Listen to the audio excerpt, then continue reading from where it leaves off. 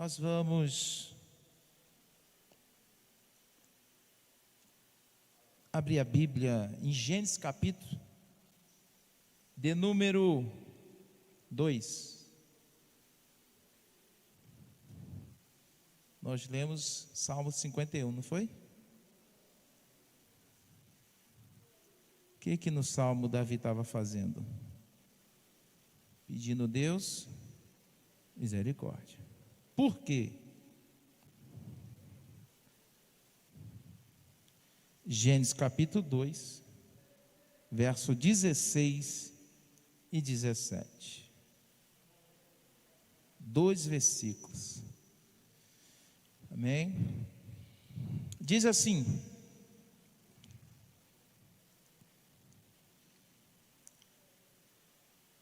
Vou ler a partir do 15. Tomou, pois, o Senhor Deus o homem e colocou no jardim do Éden para cultivar e guardar. E o Senhor lhe deu esta ordem: de toda a árvore do jardim comerás livremente, mas da árvore do conhecimento do bem e do mal não comerás, porque no dia em que dela comeres, certamente morrerás. Amém? Deus não explicou os detalhes, Deus só queria que eu obedecesse. E Deus colocou no meu coração uma palavra para nós. Eu estava comentando com o presbítero Léo, que diz assim: a carne é fraca, mas o espírito está pronto. Já que a carne é fraca,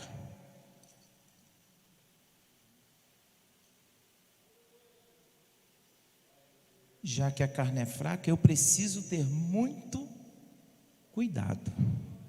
Eu tenho que estar vigiando sempre.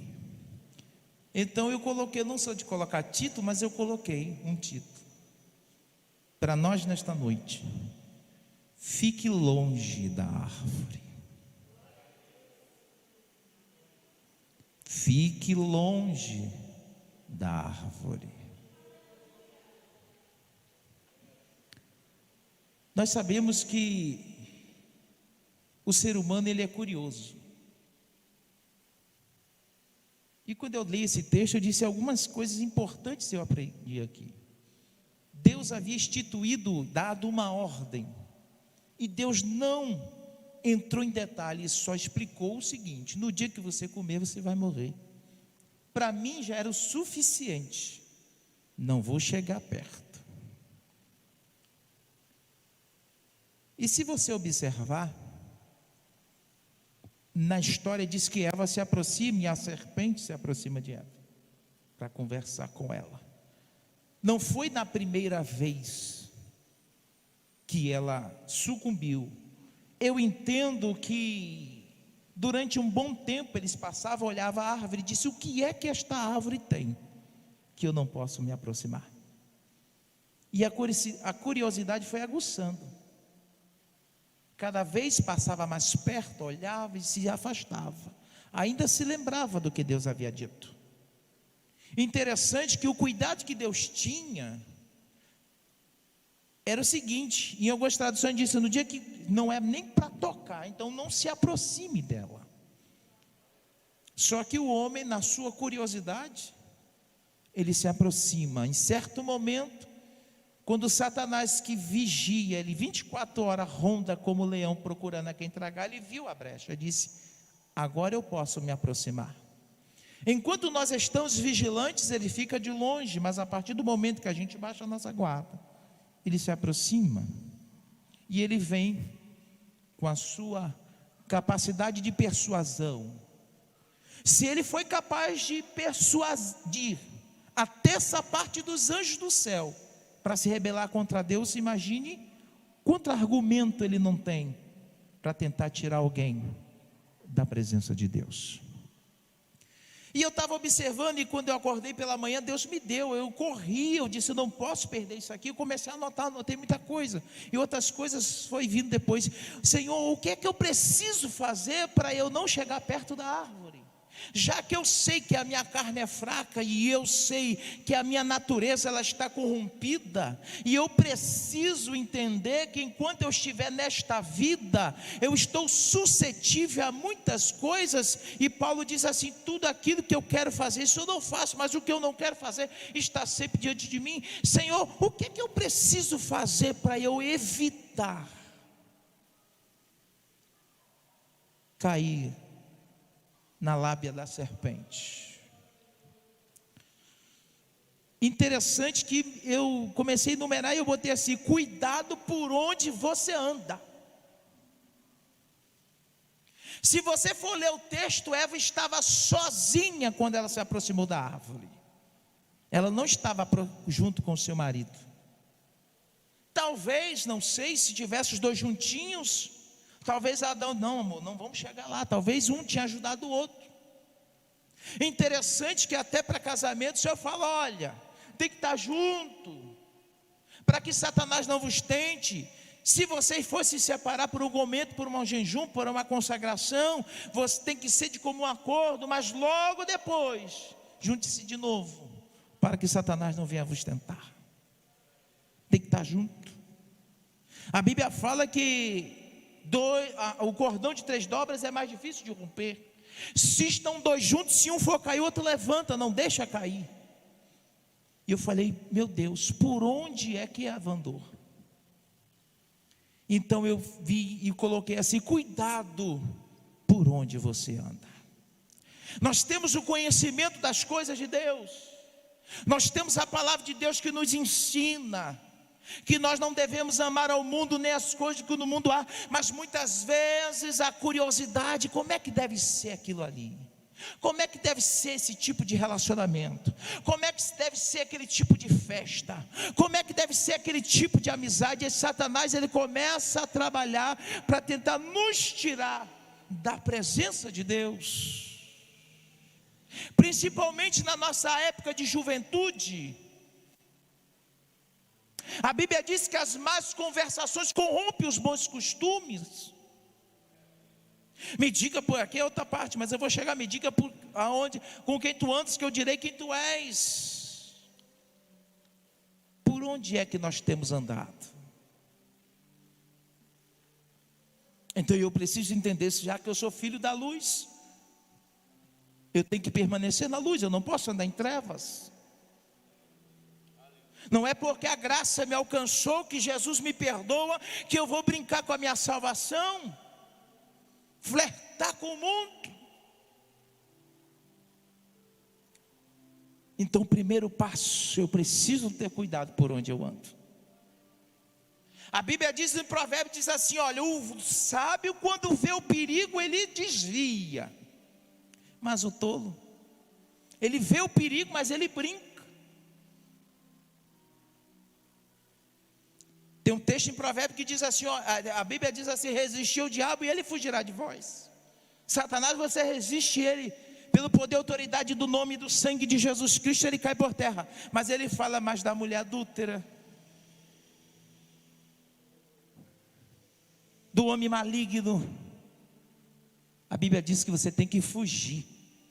Não é para você encarar ou resistir, porque essa natureza aqui, ela pode pregar muita peça. Não brinque com ela, porque ela não brinca. Então eu coloquei e disse, Senhor, eu preciso ter cuidado por onde é que eu ando. Segunda coisa, cuidado com quem você anda. Como eu disse, as más conversações corrompem os bons costumes. A Bíblia fala que nós não devemos ser como os nécios. Nós devemos ser sábios. Cuidado. Cuidado como você anda. Como é que eu tenho andado? Como tem sido a minha postura de servo de Deus? Será que a minha conduta, quando olham, glorificam a Deus que está no céu, ou murmuram, dizendo: esse aí se diz crente desse jeito assim, falando assim, se portando assim? Porque a Bíblia fala que nós estamos cercados de uma grande nuvem de testemunhas. Então eu tenho que ter cuidado por onde eu ando, eu tenho que ter cuidado como é que eu ando. De que forma eu tenho andado? Alerta, vigilante, atento, ou eu tenho andado dissolutamente, desapercebido? Vamos dizer, como se fala, com pensamento no mundo da lua. Se nós sabemos que Jesus a qualquer hora vem, e Jesus não vai escolher, não, eu vou voltar no dia que os crentes estiverem na igreja. Impossível, porque a gente sabe que a terra tem 24 fuso horários. Enquanto num lugar vai ter crente na igreja, em outro lugar vai ter crente trabalhando, em outro lugar vai ter crente dormindo. Eu preciso ter cuidado como eu ando, porque o mundo me observa. Você lembra da história? Sulamita disse: eu sei que quem anda ali é um santo homem de Deus. E a melhor coisa é quando você é conhecido porque você é servo de Deus. Quando você é conhecido porque você é mulher de Deus. Você é conhecido porque você é homem de Deus, porque o seu modo de andar diz quem você é. Terceiro, aí sim, cuidado com quem você anda. O que está lá no Salmo 1: bem-aventurado o varão que não anda segundo os conselhos dos ímpios, nem se detém no caminho dos pecadores, nem se assenta à roda dos escarnecedores. Antes o seu prazer está na lei do Senhor, e nela medita de dia e de noite. A minha mente é ocupada com as coisas que são de cima. Interessante que esse salmo, no primeiro versículo, me dá 3 situações diferentes, 3 níveis de intimidade com o mundo. Às vezes eu só sigo o conselho, eu ouço o que o mundo fala e pratico. Às vezes em algum momento eu já tenho mais do que só conselho, já estou me detendo, eu estou parando de caminhar para o céu, eu estou começando a ficar parando pela beirada do caminho. Você já viu, às vezes uma pessoa sai: vou para tal lugar, e aqui encontra fulano, para conversar, e ali para na frente para falar com fulano, e ali conversa com ciclano, e de vez de levar 20 minutos para chegar em tal ponto, ele leva 1 hora, porque ele foi parando, se detendo no caminho, e toda a sua trajetória vai ficando atrasada, os projetos de Deus na sua vida vai ficando para trás. Deus tem algo, tem pressa para realizar algo na tua vida, e muitas vezes por causa dos teus impedimentos, de você estar se detendo no caminho dos pecadores, isso está impedindo Deus agir de uma forma sobrenatural, do Espírito Santo trabalhar da forma que Ele quer na tua vida, porque muitas vezes você está se detendo no caminho dos pecadores. E o pior é quando a gente se assenta. Quando a gente se assenta, a gente esqueceu que tem que caminhar para o céu. A gente parou na beira do caminho, se assentou e parou de caminhar. Quantos a gente conhece que já pararam de caminhar? Estão assentados. E Paulo disse que o nosso descanso não é aqui. Para que eu vou me assentar? Então eu tenho que ter cuidado por onde eu ando, cuidado como é que eu ando, cuidado com quem eu ando, cuidado o que você vê. A Bíblia, Jesus diz que se os teus olhos forem maus, todo o teu corpo estará em treva. Os nossos olhos é a candeia, é a janela da alma. E a gente se contamina pelo que vê, pelo que ouve. Quantas pessoas estão com a vida espiritual destruída por causa de coisas que andam vendo? A carne é fraca, pastor. Então vigie. Fica longe. Eu sempre converso, às vezes na congregação, até conversei com os irmãos, no culto que teve no ciclo de oração dos jovens aqui, eu também falei. Foi naquela semana que Deus tinha dado essa mensagem. Eu falei que um dia eu iria falar aqui. Quando eu tenho fraqueza naquilo, é igual uma pessoa que já foi do Alcoólatras Anônimos, já participou de Alcoólatras Anônimos, pessoa que já teve a vida de alcoolismo. Disse: olha, você parou de beber, mas você nunca foi curado. Você precisa evitar. tomar o primeiro gole de novo. Aí eu até brinco e diz assim: o adversário está sujo, de repente fulano está tanto tempo, mas de repente alguém lhe apresenta com uma garrafa de uma bebida muito famosa. E ele disse: eu não posso beber. Não, fulano, mas não é por mal não, você não precisa beber não, é só um presente que eu te dou. E bota lá em cima da mesa. No primeiro dia ele passa, olha, resiste. No segundo ele olha, não está nem aí. No terceiro, mas já começa, daqui a um tempo ele vai começar a ficar olhando, vai começar a ficar curioso. E cada dia ele vai se aproximando, e uma hora o negócio vai ficando tão terrível que ele não vai mais suportar. Satanás vai apertar a mente dele até o dia que ele volte a tomar o primeiro gole. Mesma coisa é a nossa vida. Deus tem uma obra para realizar. A gente vem para a igreja, sente a presença de Deus, é cheio do Espírito Santo, mas lá na semana que vem Satanás começa a te tentar no mesmo lugar, porque ele quer que teu vaso esteja rachado, e você sabe. Se você comete algo que desagrada o Espírito Santo de Deus, é daqui para ali, você se sente vazio, você se sente sem graça, sem força, sem vigor. Aí Satanás parte para a segunda parte: agora você não pode ir para a igreja. Então eu preciso ter muito cuidado. Primeiro ele tenta te enfraquecer, para tentar te destruir. Quinto, cuidado com o que você ouve. As más conversações corrompem os bons costumes. No outro tem tantas frases que a gente conhece da vida secular, que tem tudo a ver. Cuidado com quem você anda. Disse: me diga com quem tu andas, que eu direi quem tu és. Então são detalhes, são situações que nos ajudam a fugir do erro, fugir das garras de Satanás, fugir daquilo que muitas vezes em algum momento da nossa história foi o nosso ponto fraco. Quando a gente estava no mundo, muitas vezes nós praticávamos tanta coisa, mas nós não aceitamos a Jesus. Jesus nos perdoou os pecados. A Bíblia diz que Ele não se lembra mais dos teus pecados. Aquilo que você fez no passado, Deus não se esqueceu. E só que Deus tenha cuidado para não voltar a cair.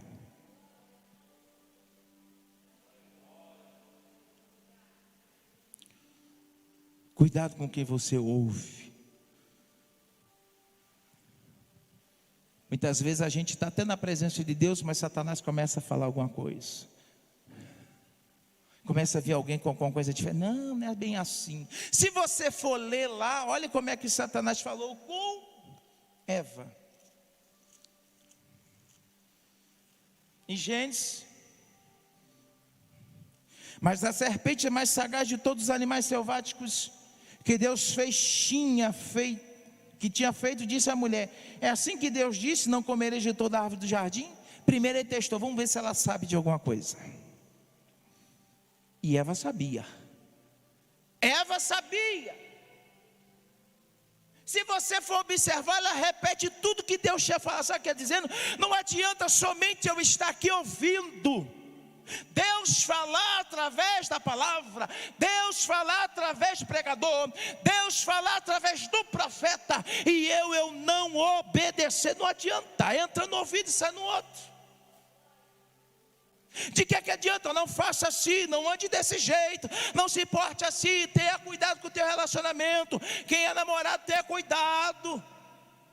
Ah, esse povo é chato, fica querendo se meter na minha vida, querendo meter o bedelho onde não é chamado, mas depois fica a consequência. Se você ler o Salmo 51, Davi se arrepende, Deus perdoa, Deus enche ele da sua presença, enche, mas a consequência ficou. Tem gente que só lembra: eu errei, mas Jesus perdoou. Mas cuidado, que a consequência fica, e a consequência às vezes vai ser arrastada por toda a tua vida. A consequência das nossas más escolhas, a consequência dos conselhos ruins que nós ouvimos. De vez de nós ouvimos a voz de Deus, a gente ouviu a voz daquele coleguinha, daquela coleguinha, daquele vizinho, daquela vizinha que não tem temor de Deus. Ao que é falado para eu ter uma vida santa, eu não vou ouvir com esse pastor, esse irmão existe demais, essa igreja é assim. Mas o conselho dos ímpios às vezes parece um paladar doce, mel, adocicado. Respondeu a mulher: do fruto da árvore do jardim podemos comer, mas do fruto da árvore que está no meio do jardim, disse Deus: dela não comerás, nem tocareis, para que não morrais. Então a serpente disse à mulher: é certo que não morrerás. Porém, Satanás sempre distorceu o que Deus fala. Porém, porque Deus sabe que no dia que você comer, você vai ser igual a Ele, vai te abrir os olhos. Contou uma vantagem, mas não falou: olha, é terrível o efeito desta decisão. Tem coisas que aos olhos do homem parecem interessantes, mas a Bíblia diz que o caminho é ruína. Cuidado. Essas dicas foi para a gente ter um pouco de cuidado, Senhor, para mim ter a oportunidade de fugir do pecado, fugir da árvore, fugir daquilo que o Senhor disse para mim não fazer, para mim não praticar, para mim não andar, para mim não ver. Mas a Satanás está sempre me tentando, então eu vou ficar longe.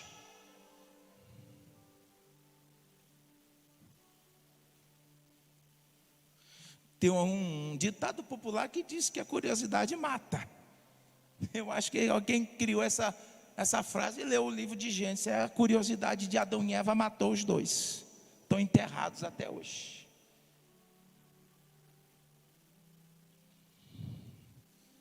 Não ameis o que há no mundo, nem no que no mundo há. Se você ama o mundo, o amor de Deus não está em você. Então tem todas essas coisas que eu posso fazer para eu evitar. Mas tem um perigo muito grande: o pecado é igual a lepra. Eu falei: realmente a Bíblia fala que o pecado é uma lepra. O que é que a lepra faz? Primeiro, lepra, quando ela ataca o organismo de uma pessoa, a primeira coisa que ela faz, ela tira a sensibilidade. Quando nós erramos e o Espírito Santo incomoda, glória a Deus, porque a gente reconhece que errou e a gente perde misericórdia. Mas tem um detalhe: eu tenho que deixar. Aquele que confessa e deixa. Não adianta eu confessar hoje, semana que vem está fazendo de novo. Confessar na semana da Santa Ceia, na segunda-feira. Não, Deus não é menino. Uma hora Deus permite, Deus deixa algo acontecer, para você entender que com salvação não se brinca, com Deus não se brinca. Pecado é igual a lepra. Primeira coisa, ela tira a sensibilidade. Não dói. Não dói. Aqueles erros, aquelas coisas feitas escondidas, parecem mais interessantes. Aquilo que ninguém está vendo parece ser doce, só que aquilo ali vai adormecendo, vai tirando a sensibilidade da voz do Espírito Santo de Deus. O perigo é quando a mente, Paulo disse, que quando a mente fica cauterizada, já não tem mais oportunidade, porque ainda não ouve mais a voz de Deus. A gente precisa entender que quem nos convence do pecado, da justiça e do juízo é o Espírito Santo de Deus. A partir do momento que a gente não ouve mais a voz do Espírito Santo, como é que a gente vai se convencer de algum? Como é que ele vai convencer a gente de alguma coisa?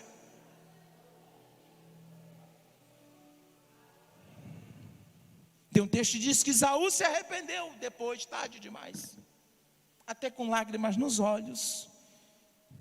Está lá em Hebreus.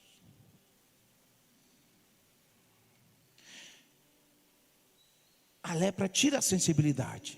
O pecado também. Porque se acontece a primeira vez, a gente evita, glória a Deus. Mas o problema é quando a gente começa a ter gosto pela coisa.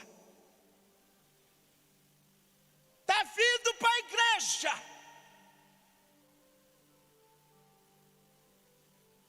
mas o pecado não deixa. Está adorando, mas não deixa. E às vezes não entende, Senhor, por que minha vida não muda? Por que eu não sou batizado com o Espírito Santo? O templo precisa estar limpo. Jesus perdoou os teus pecados, mas disse que não é para pecar mais. Quando aquela mulher adúltera foi chegar diante de Jesus, e disse assim: olha, essa mulher foi pega em ato de adultério, segundo a lei de Moisés, ela tem que ser apedrejada. Jesus usou da psicologia e disse: quem não tem pecado, tire a primeira pedra. Ninguém teve coragem, porque todos tinham errado. E quando Jesus vira: mulher, onde estão os teus acusadores? Diz: Senhor, ninguém me... Eu também não. Vá. E não. Aquele homem que o Senhor curou e disse assim: vá e não peques mais, para que não te suceda coisa pior. Pior coisa quando a gente brinca. O perigo é muito grande. Então eu perco a acessibilidade, não ouço mais a voz de Deus. A Bíblia diz que os nossos pecados faz separação entre nós e nosso Deus. Como é que a gente vai viver de qualquer maneira e ora para que Deus responda? Deus ouve, mas às vezes Deus não responde. Deus quer que a gente se arrependa e se converta. Se o povo que se chama pelo meu nome se humilhar e orar e buscar a minha face e se converter dos seus maus caminhos, então eu ouvirei do céu. Então, Senhor, eu tenho feito isso, aquilo, eu tenho orado, mas as coisas não mudam. Vai ver o que está acontecendo. Faça como Davi: Senhor, olha dentro de mim e vê se tem algum caminho mau, alguma coisa que eu acho que não está certo, que não tem problema, mas está atrapalhando a minha vida, a minha entrada no céu. Porque às vezes a gente acha que vai entrar no céu de qualquer maneira, mas se as minhas vestes estiverem salpicadas com sujeira, com podridão, eu não entro no céu, porque no céu não entra pecado. No céu não entra. Não tem meio jeito: ou eu tenho uma vida santa, ou eu vou perder o meu tempo. Não dói? Começa a te destruir. Não sei se alguém conheceu algum leproso, alguma pessoa que teve, mas foi curado, porque hoje, graças a Deus, tem remédio. Mas antigamente não tinha. Caiu o dedo, caiu a orelha, caiu o nariz, e não sente dor. A pessoa fica mutilada, não sente dor.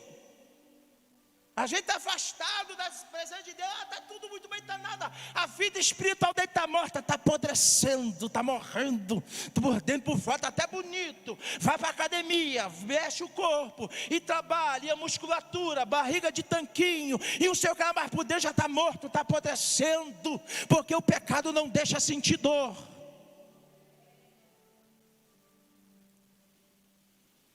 Outra coisa: o pecado causa afastamento. Por isso que está lá, quando a gente faz Santa Ceia: por causa disso há entre vós muitos fracos e doentes, e muitos que estão dormindo. É a Bíblia que está dizendo, sou eu não.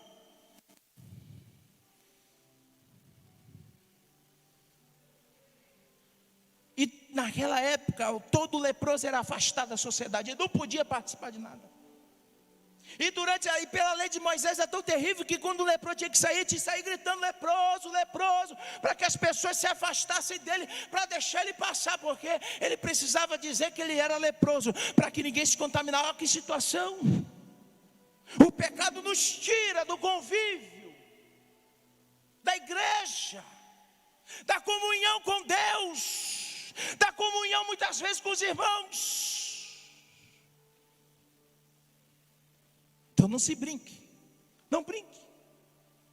As consequências podem ser muito graves. Talvez a pessoa disse: eu nunca vi pregar. Deus me chamou para falar desse jeito. Eu disse: Senhor, eu não posso ficar pregando mensagem que vai dizer que tu vai ganhar carro. Que adianta eu estar de carro importado na porta da igreja e minha alma indo padecer no inferno no futuro? Jesus morreu na cruz para salvar a tua alma, para você ir para o céu.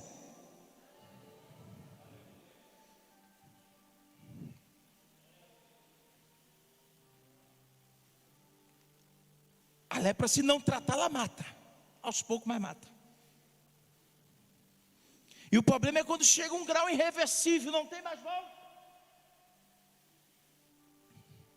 Hebreus, capítulo de número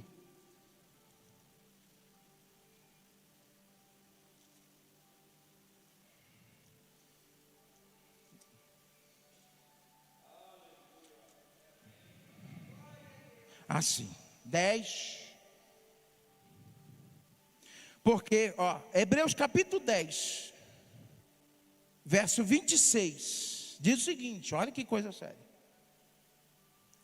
Porque se vivemos deliberadamente em pecado, não está falando para ímpio não, está falando para os crentes. Se a gente viver nossa vida cristã de qualquer maneira, achando que somente vir para a igreja é o suficiente, depois de termos conhecido a verdade, o pleno conhecimento da verdade, já não resta mais sacrifício, tem mais o que fazer, não adianta. Jesus já fez a parte dele, você e eu tem que fazer a nossa. Quem quer vir após mim, negue-se a si mesmo, negue os seus prazeres, negue as suas vontades, tome a sua cruz e me siga. Foi Jesus que disse, não fui eu. Se você não gostou, fale com ele. Depois de termos recebido o conhecimento da verdade, já não resta mais sacrifício pelos pecados. Pelo contrário, certa expectação horrível de juízo e fogo, está falando do inferno, vingador prestes a consumir os adversários, os inimigos. Mas se a gente não tiver uma vida de santa diante de Deus, a gente vai padecer junto com eles, sem misericórdia. Morria pelo depoimento de 2 ou 3 pessoas na lei de Moisés. Quanto mais severo castigo julgais vós, será considerado digno daquele que calcou os pés do Filho de Deus e profanou o sangue da aliança, no qual foi santificado e ultrajou o Espírito da graça.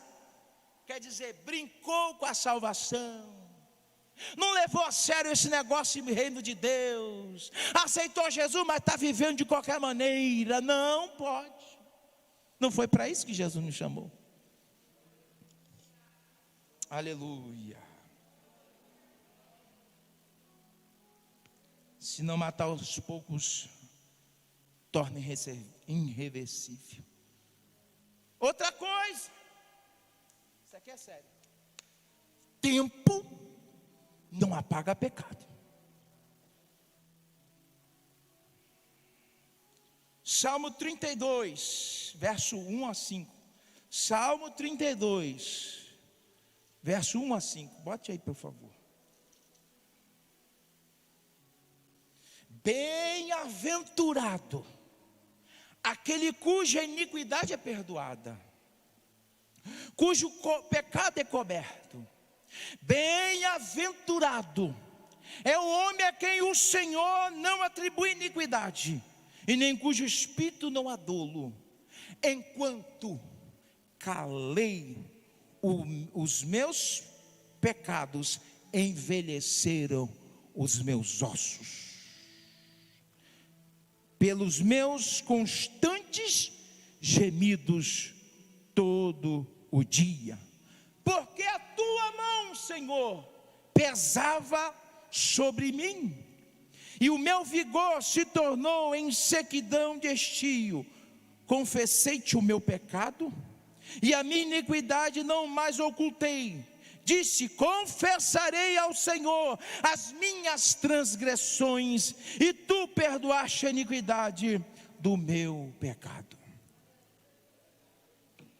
Para quem não lembra, Davi, quando cometeu aquele caso com Betseba, ele não falou para ninguém. Perdeu a unção de Deus, perdeu a presença de Deus e ficou quietinho. Mas Deus, que amava Davi, enviou Natã, o profeta,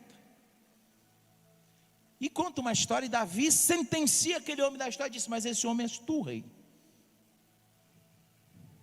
Ele reconheceu que tinha feito algo grave diante de Deus.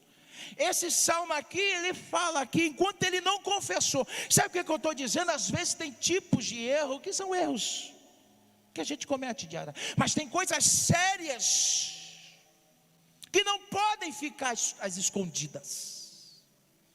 Quer ver um exemplo? O povo de Israel venceu Jericó, quando foi para a cidade de Ai, que é uma cidade pequenininha.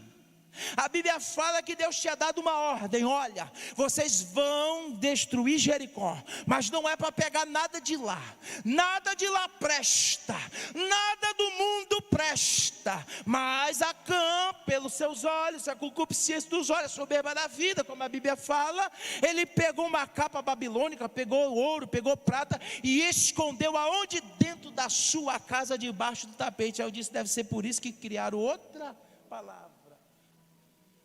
Tem coisa que o pessoal joga para debaixo do tapete, mas Deus tudo contempla e tudo vê. Por causa daquilo ali, o povo foi destruído.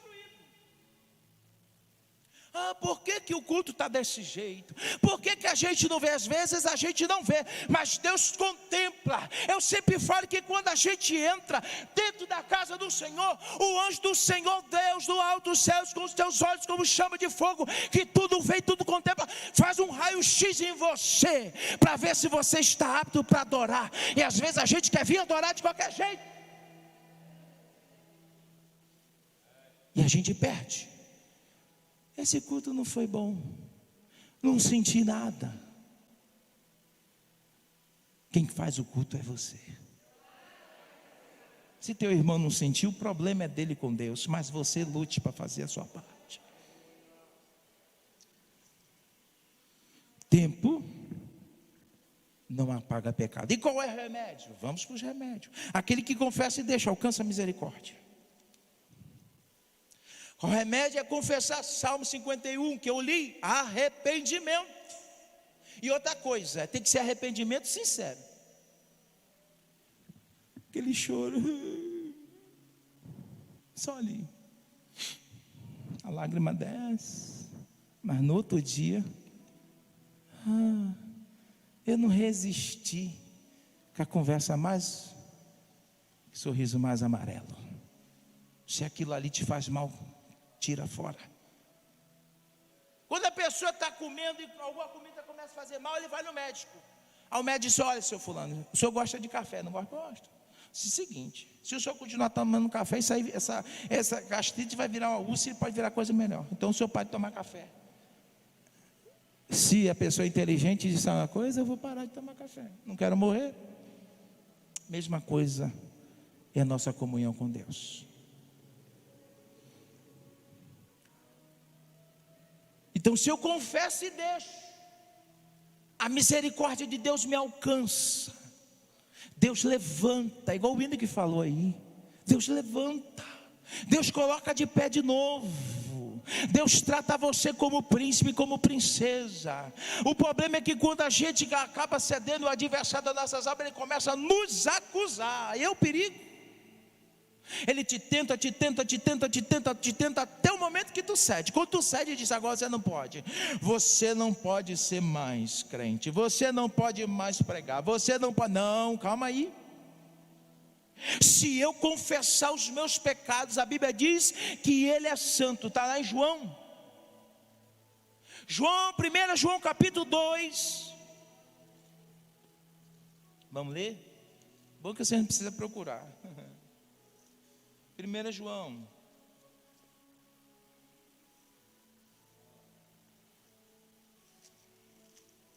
capítulo 2, não é assim?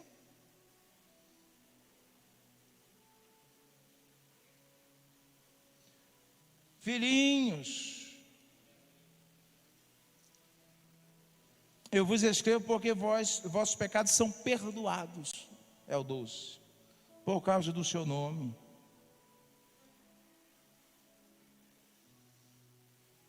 Mas à frente diz assim: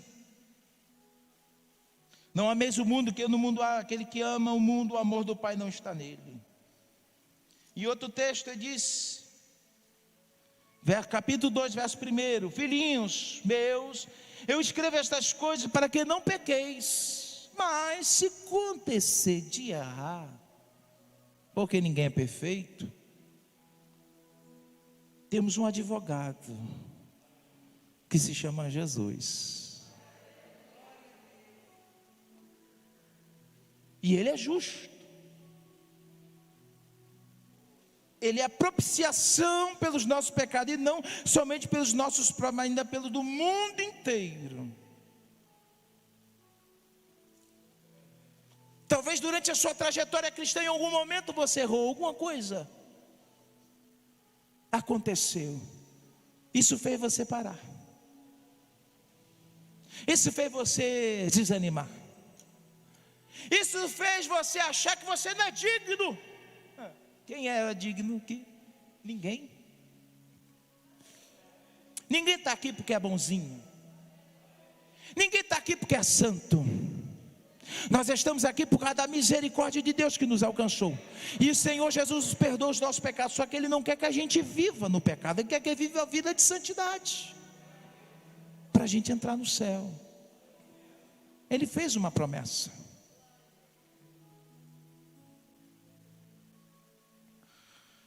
Se eu temo a Deus, já estou fazendo muita coisa. E quais são as precauções que eu tenho que ter, pastor? Temer a Deus é o princípio da sabedoria. Sabe o que é temer a Deus? É mesmo você estando sozinho, você disse: eu não vou fazer isso porque Deus não se agrada. Não tem ninguém para te acusar, não tem ninguém para te repreender na hora, não tem ninguém vendo, é você sozinho e Deus, e você ter a consciência que aquilo ali Deus não se agrada, então você não faz. Temer a Deus, respeitar a autoridade dele como Senhor. É igual quem trabalha numa empresa. Tem gente que trabalha na empresa, quando o dono está perto, o gerente está perto, o supervisor está perto, o líder está perto, ele trabalha com afinco, mas quando o cara sai, ele diz: senta, bota as pernas para cima, não respeita, não teme. Agora aquele que respeita e teme, mesmo que não esteja presente, ele continua agindo da mesma forma, porque ele sabe, é uma responsabilidade que eu tenho, foi me dada essa responsabilidade, então eu vou fazer por onde para honrar isso aqui. Eu preciso entender que quando eu estou sozinho e ninguém está me vendo, eu preciso entender, eu não posso brincar com a salvação, porque eu preciso lembrar o que foi que Jesus sofreu por causa de mim, e eu vou fazer isso com o meu Senhor. Eu vou desapontar o meu Senhor. Eu vou dizer: Senhor, o Senhor tem que subir na cruz de novo, derramar o seu sangue de novo para remir um bocado de pecado novo que eu não vou cometer daqui para frente. Não. Então eu tenho que temer a Deus, é a primeira coisa. Segundo, vigiar. Jesus manda orar e vigiar, ou vigiar e orar? Vigiar primeiro. Não adianta eu orar muito e não vigiar nada. Adianta eu ficar de joelho ali, ora 10 horas por dia, mas não vigia. Eu vigio e oro. Você lembra quando Jesus foi para o Getsemane? O que foi que Jesus disse para os discípulos? Você não pode velar um pouquinho comigo?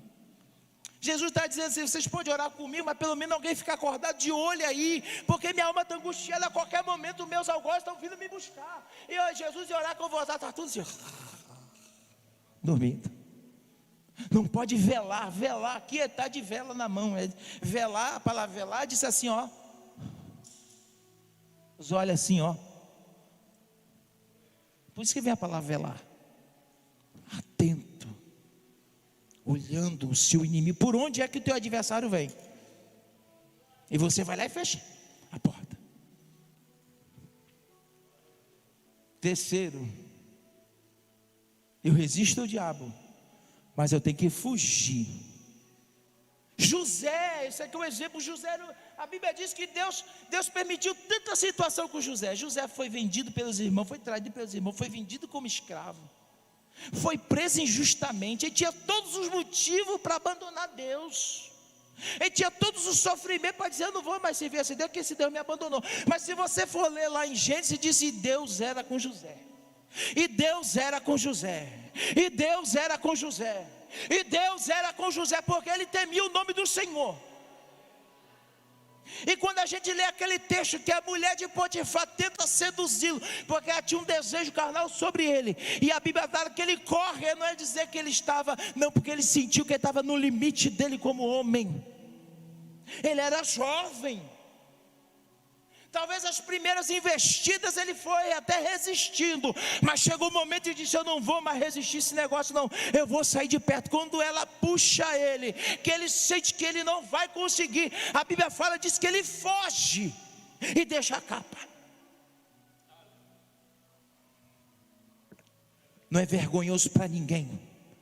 Não faço, não posso. Ah, mas por quê?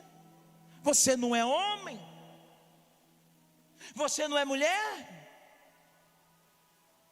Às vezes o adversário afronta para ver se você tenta te testar para ver, porque quando Jesus foi tentado, interessante, o adversário vai tentar te tentar nas tuas carências, aqui tu está precisando. Ele chega para Jesus, sabia que Jesus estava com fome, disse: se tu és o Filho de Deus, colocou a divindade de Jesus em xeque.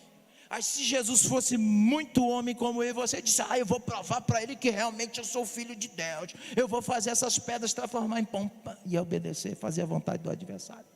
Você não é crente? Você não é isso, aquilo outro? Você não é homem? Quantos jovens eu conheci, aí disse: quando era, principalmente quando vai para a faculdade, é terrível. É tanta coisa lá, terrível. E às vezes quando sabe que é crente, começa a seduzir, chega perto, ele diz: rapaz, fulana está muito interessada em você, tu está vendo aquela coisa, é linda, ela é assim, aí fala dos atributos. Se você é homem de Deus, você disse: não, eu não quero, é meu direito. Não,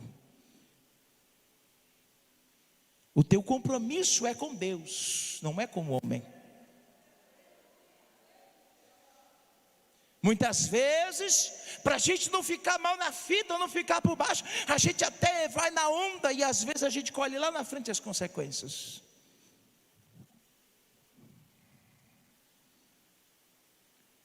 Então que nessa noite você possa guardar isso aqui. A partir de agora, Jesus, eu vou vigiar nesse negócio aqui. E Deus se fala com você onde é que você está precisando dar uma ajeitada. Senhor, isso aqui, eu vou vigiar na minha língua. Estou falando demais, Jesus. Estou falando que não devo. Estou usando um linguajar que o Senhor não se agrada. Eu vou vigiar nisso aqui, eu vou parar, falar menos.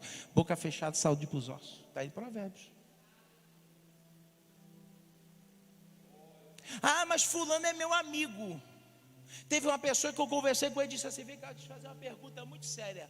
Está mais fácil você levar ela para Jesus ou ela te arrastar para o mundo? Ele foi sincero: está mais fácil ela me arrastar para o mundo. Então eu disse: cuidado. Você tem que andar. Se você anda com quem ora, você passa a orar. Se você anda com quem gosta de ler, você passa a ser bom leitor. Não é assim? É assim. Então siga exemplo dos fiéis. Paulo diz assim: sejam meus imitadores como eu sou de Cristo.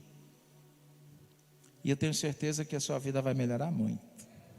A nossa vida vai melhorar. Que Deus te abençoe. Guarde essa palavra no teu coração. Vigiando, fugir, evitar. Se for necessário abrir mão de uma amizade, abra. Porque às vezes no coração você sabe: Senhor, isso aqui está me tirando da tua presença. Você quer orar, você quer chegar a Deus, você vê até um culto, foi uma bênção. Daqui a pouquinho chega fulana com o celular e te mostra uma coisa. Aí você olha ali para não constranger você. Só que muitas vezes o veneno ataca. Que Deus nos abençoe. Cuidado com a tua vida espiritual. Cuidado. Não brinque com a salvação. Cuidado com os efeitos que o pecado, Jesus perdoa, mas cuidado com os efeitos que pode te arrastar por resto da tua vida. A consequência. Deus perdoou Davi, perdoou, mas você viu como é que a família de Davi foi destruída? Ele pagou um alto preço depois. Por quê? Estava com a mente vazia, não estava cheio de Deus naquele dia. Paulo diz assim: enchei-vos do Espírito, fazendo assim, não cumprireis a vontade da carne. Então ore mais, jejum, consagre sua vida, ouça a palavra de Deus, veja, leia, medite, coloque hinos para você ouvir, chore, se arrependa, peça a Deus misericórdia, e eu tenho certeza que você entra no céu. Amém? Que Deus abençoe os irmãos. Passei 3 minutos, por isso que eu acelerei um pouquinho para dar tempo de falar tudo. E que você possa guardar esta palavra no teu coração.